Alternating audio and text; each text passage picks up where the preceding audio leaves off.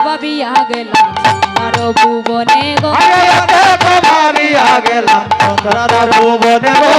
চন্দ্রে কহিলাম আমি সব বিবরণে গো চন্দ্রে কহিলাম আমি সব বিবরণে গো আপন বন্ধু কহে বলি করি গো আপন বন্ধুরে পাইয়া কহে বলি করি গো রয়ানি গিয়া কহে কাল শশী গো আজ্ঞা করো আনি গিয়া শেষের পশি গো আহা কাহাবিনে আনতে না